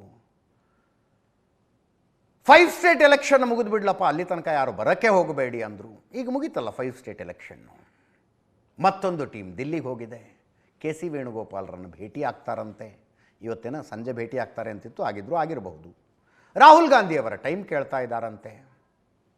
27ನೇ ತಾರೀಕು 30-35 ಶಾಸಕರದ್ದು ಇನ್ನೊಂದು ಟೀಮ್ ಹೋಗ್ತಾ ಇದೆಯಂತೆ. ಬೇಳೂರು ಗೋಪಾಲಕೃಷ್ಣ ಅವರು ಅದನ್ನು ಹೇಳಿದ್ರು. ಬೇಳೂರು ಗೋಪಾಲಕೃಷ್ಣ ಅವರು ಹೇಳಿದ್ದು ಅದಲ್ಲ ಹೆಡ್ಲೈನು. 15 ದಿವಸ ನೋಡ್ತೀವಿ, ಅದಾದ ನಂತರ ನಮ್ಮದು ಬೇರೆದೇ ಪ್ಲ್ಯಾನ್ ಇದ್ದಾವೆ ಅಂತಂದರು. ಅಂದರೆ ಆ ಟೋನ್ ಬೇರೆ ಥರ ಇತ್ತು ಅಂತ ಹೇಳಿದ್ದು, ಟೋನ್ ಬೇರೆ ಥರ ಇತ್ತು. ಕೇಳಿಸ್ಕೊಳ್ಳಿ ಒಮ್ಮೆ. 2-3 ದಿವಸದಲ್ಲಿ ಮೀಟಿಂಗ್ ಮಾಡಿ ಸುಮಾರು 30-35 ಜನ ನಾವು ಡೆಲ್ಲಿ ಹೋಗ್ತಾ ಇದ್ದೀವಿ. ಈ ಸರಿ ಮಾಡುವ ತಮ್ಮ ನೋಡಿ ಅಂತ ಹಾಗೆ ಆ ಥರ ನಮ್ಮ ನಿರ್ಧಾರಗಳನ್ನು ಗಟ್ಟಿ ಇಟ್ಕೊಂಡಿದ್ದೀವಿ. ಯಾಕಂದರೆ 3 ವರ್ಷ ಆಗ್ತಾ ಬಂತು, ಇವತ್ತಿಗೂ ಯಾರು ಅದ್ರ ಬಗ್ಗೆ ಎತ್ತರ ಇರ್ತಾ ಇಲ್ಲ. ಮಾನ್ಯ ಮುಖ್ಯಮಂತ್ರಿಗಳು ಮೊನ್ನೆ ಹೇಳಿದ್ದಾರೆ, ನಾವು ಮಾಡ್ತೀವಿ, ಕಂಪ್ಯೂಟರ್ ವಿಸ್ತರಣೆ ಇದೆ 15 ಜನ ತಗೊಳ್ತೀವಿ ಅಂತ ಹೇಳಿದ್ದಾರೆ. ನಾವು 20 ಜನ ತಗೊಳ್ಬೇಕಂತ ನಾವು ಹೇಳಿದ್ದೀವಿ. ಯಾಕಂದರೆ 3 ವರ್ಷ ಅಧಿಕಾರವನ್ನು ಅನುಭವಿಸಿದ್ದಾರೆ ಅವರು. ಆದ್ದರಿಂದ ನಾವು ಡೆಲ್ಲಿ ಹೋಗೋದು ಬಹುಶಃ 28-29 ಒಳಗೆ ಡೆಲ್ಲಿ ಹೋಗಬೇಕಂತ ತೀರ್ಮಾನ. ಎಷ್ಟು ಜನ ಸರ್? 30-35 ಜನ ಹೊಡ್ತೀವಿ ಸರ್. ಹೌದು, ಹಿಂದೆ ಹೋದ ಟೀಮಲ್ಲಿ ಮೊನ್ನೆ 25 ಜನ ಹೋಗಿದ್ದೀವಿ. ಈಗ ಮತ್ತೆ ಜಾಸ್ತಿ ಆಗಿದ್ದಾರೆ, ಒಂದು 35 ಜನರ ಮೇಲೆ ಹೋಗ್ಬೇಕಂತ ತೀರ್ಮಾನ. ಅಂತಲ್ಲ, ಇದು ಇದ್ದವ್ರು ತೆಗೆದುಕೊಡಿ ಅಂತ ಭಾಳ ಜನ ಆಗಿದಾರಲ್ಲ. ಏನೋ ಇವತ್ತು ಅವರೇ ಇರಬೇಕಂತ ಏನಿಲ್ಲಲ್ಲ. 3 ವರ್ಷಗಳಿಗೆ ಅವಕಾಶ ಕೊಟ್ಟಿದ್ದೀವಿ, 6 ತಿಂಗಳ ಎಕ್ಸ್ಟ್ರಾ ಕೊಟ್ಟಿದ್ದೀವಿ. ಹಾಗಾಗಿ ಮತ್ತೊಂದು ಅವಕಾಶವನ್ನು ರಾಜ್ಯದಲ್ಲಿ ಶಕ್ತಿಯುತ ಮತ್ತು ಕಾಂಗ್ರೆಸ್ ಪಕ್ಷ ಆಗಬೇಕಾದ್ರೆ ಅದಕ್ಕೆ ಇವತ್ತು ತೀರ್ಮಾನವನ್ನು ಮಾಡಬೇಕು. ಸಿಎಂ ಬದಲಾವಣೆ ಮಾಡೋದು ನಮ್ಮ ಕೈಲಿಲ್ಲ, ಅದು ರಾಷ್ಟ್ರೀಯ ನಾಯಕರ ಕೈಲಿ ಇದೆ. ಅದ್ರ ಬಗ್ಗೆ ಇಲ್ಲ, ನಮ್ಮ ಹಕ್ಕುಗಳಿಂದ ನಾವು ಕೇಳ್ತೀವಿ. ಸಿಎಂ ಬದಲಾವಣೆ ನೀವು ಅವ್ರನ್ನ ಕೇಳ್ಕೋಬೇಕು ಅಷ್ಟು ಬಿಟ್ಟರೆ ನಮಗೆ ಇದನ್ನು ಖಂಡಿತ ಕೊಡಬೇಕು. ಕೊಡದೆ ಹೋದರೆ ನಾವು ಉಗ್ರವಾದಂಥ ನಮ್ಮದು ಮುಂದಿನ ತೀರ್ಮಾನಗಳಿದ್ದಾವೆ. ನಮ್ಮ ಅದೇ ಬಿಡಲ್ಲ ನಾವು. ಇನ್ನು 15 ದಿವಸದೊಳಗೆ ನಮಗೆ ಒಂದು ಅವಕಾಶ ಕೊಡಬೇಕು. ಇಲ್ಲ ಅಂತ ಹೇಳಿದ್ರೆ ನಮ್ಮ ಬೇರೆ ವಿಚಾರ ಬೇರೆ ಇದೆ, ಅದನ್ನು ಮುಂದೆ ತೀರ್ಮಾನ ಮಾಡಿ ನಿರ್ಧಾರ ತೆಗೆದುಕೊಳ್ತೇವೆ. ಕೊನೆ 3 ಸೆಂಟೆನ್ಸ್ ಹೆಂಗೆ ಅನ್ನಿಸ್ತು ನಿಮಗೆ ಕೇಳ್ತಾ ಇದ್ದರೆ? ಕೊನೆ 3 ಸೆಂಟೆನ್ಸ್ 15 ದಿವಸದೊಳಗೆ ನಿಮ್ಮ ತೀರ್ಮಾನ ತಿಳಿಸಿ, ಇಲ್ಲದೇ ಇದ್ದರೆ ನಮ್ಮ ತೀರ್ಮಾನಗಳ ಬೇರೆ ಇದ್ದಾವೆ ಅಂದರು. ಏನು ತಲೆ ಹರ್ಕೊಂಡು ಯೋಚನೆ ಮಾಡಿದ್ರು ಇವ್ರ ತೀರ್ಮಾನ ಏನಾಗಿರಬಹುದು ಅನ್ನೋದು ನಮಗಂತೂ ಹೊಳಿತಾ ಇಲ್ಲ. ಏನು ಮಾಡೋಕ್ಕಾಗತ್ತೆ ರೀ? ಏನು ಮಾಡೋಕ್ಕಾಗತ್ತೆ? ಸಾಕಬೇಕಾಗುವಷ್ಟು ಮೆಜಾರಿಟಿ ಸರ್ಕಾರಕ್ಕಿದೆ. ಬಂಡೆದ್ದು ಗಿಂಡೆದ್ದು ಏನು ಸಾಧಿಸೋದಿದೆ ಇವರು? ಏನು ಮಾಡೋಕ್ಕಾಗತ್ತೆ? ಡೋಂಟ್ ಅಂಡರ್ಸ್ಟ್ಯಾಂಡ್ ಅಪ್ಪ. ಒಂದೇನು, ರಾಜ್ಯಸಭಾ ಚುನಾವಣೆ ಒಂದು ಬರ್ತಾ ಇದೆ. 4 ರಾಜ್ಯಸಭಾ ಸ್ಥಾನಗಳಿಗೆ ಚುನಾವಣೆಗಳು ಬರ್ತಾ ಇದೆ. MLAಗಳು ವೋಟ್ ಹಾಕಬೇಕು. ಕಾಂಗ್ರೆಸ್ ಕಂಫರ್ಟಬಲ್ ಆಗಿ 3 ಸ್ಥಾನ ಗೆಲ್ಲುತ್ತೆ. ಶಾಸಕರುಗಳ ಲೆಕ್ಕಾಚಾರ 48 MLAಗಳು ವೋಟ್ ಹಾಕಬೇಕು ಒಬ್ಬ ರಾಜ್ಯಸಭಾ ಸದಸ್ಯ ಆಯ್ಕೆಯಾಗೋದಕ್ಕೆ. BJP JDS ಸೇರಿಸಿ ಕಂಫರ್ಟಬಲ್ ಆಗಿ ಒಬ್ಬರನ್ನ ಗೆಲ್ಲಿಸ್ತಾರೆ. ಈ ಅಡಿಷ್ನಲ್ ವೋಟ್ಗಳು ಒಂದಷ್ಟು ಇರ್ತಾವಲ್ಲ, ನಾನೊಂದು ಪ್ರಯತ್ನ ಯಾಕೆ ಮಾಡಬಾರ್ದು ಅಂತ ಯಾವುದಾದ್ರೂ ಒಬ್ಬ ಆಗರ್ಭ ಶ್ರೀಮಂತ ಬಂದು ನಾನು ಪಕ್ಷೇತರ ಅಭ್ಯರ್ಥಿ ಅಂತ ಏನಾದ್ರು ನಾಮಿನೇಷನ್ ಫೈಲ್ ಮಾಡಿದ್ರೆ ಆವಾಗ ರಣಕಣ ಇಂಟ್ರೆಸ್ಟಿಂಗ್ ಆಗಬಹುದು. ಇವರೇನು ಬೇಳೂರು ಗೋಪಾಲಕೃಷ್ಣ ಅವ್ರು ಹೇಳ್ತಾ ಇದ್ದಾರಲ್ಲ, ನಮ್ಮ ತೀರ್ಮಾನಗಳು ಬೇರೆ ಇದ್ದಾವೆ ಅಂತ. ಅದು ರಾಜ್ಯಸಭಾ ಚುನಾವಣೆಗೆ ಒಂದು ಅಡಿಷ್ನಲ್ ನಾಮಿನೇಷನ್ ಫೈಲ್ ಆದರೆ ಅವಾಗೊಂದು ಹಿಂಗೂ ಸಾಧ್ಯತೆ ಇದೆಯಾ ಅನ್ನೋ ಲೆಕ್ಕಾಚಾರ ಬರುತ್ತೆ. 4 ಸ್ಥಾನಗಳ ಖಾಲಿ ಆಗ್ತಾ ಇರೋದು. ಮಲ್ಲಿಕಾರ್ಜುನ್ ಖರ್ಗೆ ಅವರ ರಾಜ್ಯಸಭಾ ಅವಧಿ ಮುಗಿತಾ ಇದೆ. ಈರಣ್ಣ ಕಡಾಡಿ ಅವರದ್ದು, ದೇವೇಗೌಡರದ್ದು ಮತ್ತು ನಾರಾಯಣ ಅವ್ರದ್ದು. ಈ 4 ಜನರದ್ದು ಮುಗಿಯುತ್ತೆ. 48 ವೋಟ್ ಬೇಕು ಒಬ್ಬರಿಗೆಲ್ಲದಕ್ಕೆ. BJP JDS ಮೈತ್ರಿಯಿಂದ ಒಬ್ಬರು ಗೆಲ್ತಾರೆ. ಆ ಸ್ಥಾನ ನಮಗೆ ಬಿಟ್ಟು ಕೊಡಿ, ದೇವೇಗೌಡರನ್ನ ಇನ್ನೊಂದು ಸಲ ರಾಜ್ಯಸಭೆಗೆ ಕಳಿಸೋಣ ಅಂತ ಕುಮಾರಸ್ವಾಮಿ ಅವರು ಪ್ರಯತ್ನ ಪಡ್ತಾ ಇದ್ದಾರೆ. ಈಗಾಗಲೇ ನಿತಿನ್ ನಬೀನ್ BJP ರಾಷ್ಟ್ರೀಯ ಅಧ್ಯಕ್ಷರನ್ನು ಭೇಟಿಯಾಗಿದ್ದಾರೆ. ಅವರು ರಾಜ್ಯ BJP ನಾಯಕರುಗಳಿಗೆ ಮನಸ್ಸಿಲ್ಲ, ಹಂಗಂತ ಅವ್ರು ತೀರ್ಮಾನ ತಗೊಳ್ಳೋದಕ್ಕೂ ಆಗೋದಿಲ್ಲ. ತೀರ್ಮಾನ ಏನೇ ಇದ್ದರೂ ದಿಲ್ಲಿ ನಂಬರ್ 1 ನಂಬರ್ 2 ಅವ್ರು ತಗೋಬೇಕು ತೀರ್ಮಾನ. ರಾಜ್ಯ BJP ನಾಯಕರಿಗೆ ಇರೋದೊಂದು ಸ್ಥಾನ ನಾವ್ಯಾಕೆ JDSಗೆ ಬಿಟ್ಟು ಕೊಡಬೇಕು? ಮೈತ್ರಿಯಲ್ಲಿ ಇಷ್ಟು ಬಗ್ಗದ ಅಂತ ರಾಜ್ಯ BJP ನಾಯಕರುಗಳ ಪ್ರಶ್ನೆ. ಅವರಿಲ್ಲಿ ಕೋರ್ ಕಮಿಟಿ ಮೀಟಿಂಗ್ ಮಾಡಿ ಸದಾನಂದ ಗೌಡರು ನಮ್ಮ ಅಭ್ಯರ್ಥಿ ಆಗಲಿ ಅಂತ ಶಿಫಾರಸು ಮಾಡಿ ಕಳಿಸ್ಬಿಟ್ಟಿದ್ದಾರಂತೆ. ನಮ್ಮ ಆಯ್ಕೆ ಸದಾನಂದ ಗೌಡರು ರಾಜ್ಯಸಭೆಗೆ ಹೋಗಬೇಕು ಅಂತ. ಉಳಿದಿದ್ದು ನೀವು ಡಿಸೈಡ್ ಮಾಡ್ಕೊಳ್ಳಿ, ಸದಾನಂದ ಗೌಡರನ್ನ ಮಾಡೋದಾ ಅಥವಾ ಇವ್ರನ್ನ ಹೊರತುಪಡಿಸಿ ಬೇರೆ ಯಾರನ್ನಾದರೂ ಕ್ಯಾಂಡಿಡೇಟ್ ಅಂತ ನೀವು ಡಿಸೈಡ್ ಮಾಡ್ತೀರಾ, ಅಥವಾ ಬೇಡಪ್ಪ ದೇವೇಗೌಡರನ್ನ ಕಳಿಸ್ಬಿಡೋಣ, ಹಿರಿಯರಿದ್ದಾರೆ, ಮಾಜಿ ಪ್ರಧಾನಮಂತ್ರಿಗಳು, ನಮ್ಮ ಮೈತ್ರಿ ಇನ್ನಷ್ಟು ಗಟ್ಟಿಯಾಗತ್ತೆ ಅಂತ ದೇವೇಗೌಡರನ್ನ ರಾಜ್ಯಸಭೆಗೆ ಕಳಿಸೋ ತೀರ್ಮಾನ ಮಾಡ್ತೀರಾ, ಮಾಡ್ಕೊಳ್ಳಿ. ನಮ್ಮ ಆಯ್ಕೆ ಸದಾನಂದ ಗೌಡರು ಅಂತ ರಾಜ್ಯ BJP ಕೋರ್ ಕಮಿಟಿಯವರು ಕಳಿಸಿದ್ದಾರೆ. ಮಲ್ಲಿಕಾರ್ಜುನ ಖರ್ಗೆ ಅವರು ಸಹಜ, ಅವರ ಅವಧಿ ಮುಗಿಯುತ್ತೆ, ಮತ್ತೊಮ್ಮೆ ಅವರೇ ಆಯ್ಕೆಯಾಗಿ ಹೋಗ್ತಾರೆ. ಇನ್ನು 2 ಸ್ಥಾನಗಳಿಗೆ ಭಯಂಕರ ಪೈಪೋಟಿ ಇದೆ ಕಾಂಗ್ರೆಸ್ನಲ್ಲಿ. ಯಾರು ಅಂತ DK ಸುರೇಶ್ ಅವರ ಹೆಸರು ವಿಪರೀತ ಓಡ್ತಾ ಇದೆ. ಲೋಕಸಭಾ ಚುನಾವಣೆಯಲ್ಲಿ ಸೋತಿದ್ದಾರೆ. ಬೆಂಗಳೂರು ಮಿಲ್ಕ್ ಯೂನಿಯನ್ನ ಅಧ್ಯಕ್ಷರಾಗಿದ್ದಾರೆ. ಅವರ ರಾಜಕೀಯ ಕೆಪಾಸಿಟಿಗೆ ಬೆಂಗಳೂರು ಮಿಲ್ಕ್ ಯೂನಿಯನ್ನ ಅಧ್ಯಕ್ಷಗಿರಿ ಅನ್ನೋದು ತುಂಬ ಸಣ್ಣ ಸ್ಥಾನ ಆಯಿತು. ಅವರು ಸಂಸತ್ನಲ್ಲಿರಬೇಕು, ರಾಜ್ಯಸಭೆಗೆ ಹೋಗ್ತಾರೆ. ಅವರು ಅವಕಾಶ ಕೇಳಿದ್ದಾರೆ ಅಂತ ಸುದ್ದಿ ಇದೆ. ನನಗೆ ಯಾಕೋ ಆ ಸುದ್ದಿ ಕೇಳಿದ ತಕ್ಷಣ ಅನ್ನಿಸ್ತು ಇದು ನಂಬೋದಕ್ಕಾಗದೇ ಇರುವಂಥ ಸುದ್ದಿ ಅಂತ. ಯಾಕಂದರೆ DK ಸುರೇಶ್, DK ಶಿವಕುಮಾರ್ ಅವರ ಇಮ್ಮಿಡಿಯೇಟ್ ಗೋಲ್ ಇರೋದೇ ಬೇರೆ. ಗೋಲ್ ಇರೋದೇ ಬೇರೆ. ಹಂಗೆ ನೋಡಿದ್ರೆ ಚನ್ನಪಟ್ಟಣ ಬೈ ಎಲೆಕ್ಷನ್ ಇತ್ತಲ್ಲ, ಅಲ್ಲಿ ಡಿ ಕೆ ಸುರೇಶ್ ನಿಂತ್ಕೊಳ್ತಾರೆ ಅಂತ ಜೋರು ಚರ್ಚೆ ಆಗ್ತಾ ಇತ್ತು. ಡಿ ಕೆ ಸುರೇಶ್ ಅವರು 2 ಕಾರಣಗಳನ್ನು ಸ್ಪಷ್ಟವಾಗಿ ಹೇಳಿದ್ರಂತೆ. ಒಂದು, ನಾನು ಹೋಗಿ ಸ್ಪರ್ಧೆ ಮಾಡಿದ್ರೆ ವಿರೋಧ ಪಕ್ಷಗಳವರು ಮಾತ್ರ ಅಲ್ಲ, ನಮ್ಮದೇ ಪಕ್ಷದಲ್ಲಿರುವ ನಮ್ಮ ವಿರೋಧಿಗಳು ಸೋಲ್ಸೋದಕ್ಕೆ ಬಂದು ನಿಂತ್ಕೋತಾರೆ, ನಂಬರ್ 1. ನಂಬರ್ 2, ಇಮ್ಮಿಡಿಯೇಟ್ ಗುರಿ ಡಿ ಕೆ ಶಿವಕುಮಾರರನ್ನು CM ಮಾಡೋದು. ಚನ್ನಪಟ್ಟಣ ಬೈ ಎಲೆಕ್ಷನ್ನು, ರಾಜ್ಯಸಭೆ ಸದಸ್ಯತ್ವ, ಇವೆಲ್ಲ ಆ ಗುರಿಯಿಂದ ಡೈವರ್ಷನ್ಗಳು ಅನ್ನಿಸಿಕೊಳ್ತವೆ. ಆದ್ದರಿಂದ ಬೇಡ ಅಂತ ಚನ್ನಪಟ್ಟಣ ಬೈ ಎಲೆಕ್ಷನ್ ಟೈಮ್ನಲ್ಲೇ ಡಿ ಕೆ ಸುರೇಶ್ ಅವರು ಸ್ಪಷ್ಟವಾಗಿ ಹೇಳಿದ್ರಂತೆ. ಆ ಮಾತು ಇನ್ನೂ ತನಕ ಪಾಲಿಸ್ತಾರೆ ಅವರು, ಸಹಜ ಅಲ್ವಾ? ಈಗ ಯಾಕೆ ಡಿ ಕೆ ಶಿವಕುಮಾರ್ ಅವರನ್ನು ಮುಖ್ಯಮಂತ್ರಿ ಮಾಡಬೇಕು ಅನ್ನುವ ಪ್ರಯತ್ನ ನಡೀತಾ ಇರುವಾಗ ಅವರ ತಮ್ಮ ಹೋಗಿ ರಾಜ್ಯಸಭೆಗೆ ಯಾಕೆ ಹೋಗ್ತಾರೆ? ಅಕಸ್ಮಾತ್ ಅವರು ಇಂಟ್ರೆಸ್ಟೆಡ್ ಇದ್ದರೆ ಕಾಂಗ್ರೆಸ್ನವರು ಮನೆ ತನಕ ಹೋಗಿ ಕರ್ಕೊಂಡು ಬಂದು ನಾಮಿನೇಷನ್ ಫೈಲ್ ಮಾಡಿಸ್ತಾರೆ. ಅವ್ರನ್ನ ಮನೆ ತನಕ ಹೋಗಿ ಕರ್ಕೊಂಡ್ಬಂದು ನಾಮಿನೇಷನ್ ಫೈಲ್ ಮಾಡಿಸ್ತಾರೆ. ಡಿ ಕೆ ಶಿವಕುಮಾರ್ ಅವರಿಗೆ ಮುಖ್ಯಮಂತ್ರಿ ಸ್ಥಾನ ತಾನೇ, ಅದನ್ನು ಆಮೇಲೆ ನೋಡೋಣ, ಸದ್ಯಕ್ಕೆ ನಿಮ್ಮ ತಮ್ಮನ್ನು ರಾಜ್ಯಸಭಾ ಮೆಂಬರ್ ಮಾಡ್ತಾ ಇದ್ದೀವಿ ಅಂತೇಳಿ ಸುಮ್ಮನಿರಿಸಬಹುದು, ತಕ್ಕ ಮಟ್ಟಿಗೆ ಸಮಾಧಾನ ಪಡಿಸಬಹುದು ಅನ್ನುವ ಲೆಕ್ಕಾಚಾರದಲ್ಲಿ ಕಾಂಗ್ರೆಸ್ನವರು ಮನೆ ತನಕ ಹೋಗಿ ಕರ್ಕೊಂಬಂದು ನಾಮಿನೇಷನ್ ಫೈಲ್ ಮಾಡಿಸ್ತಾರೆ.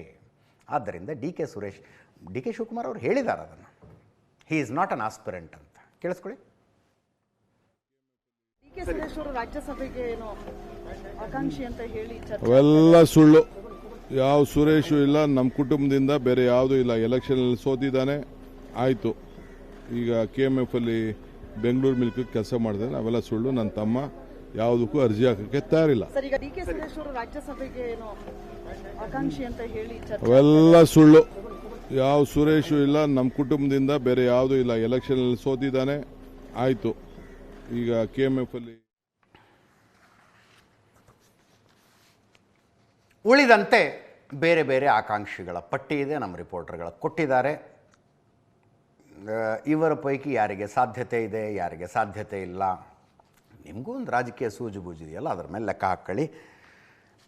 ಬೇರೆ ಬೇರೆಯವರ ಹೆಸರಿದೆ.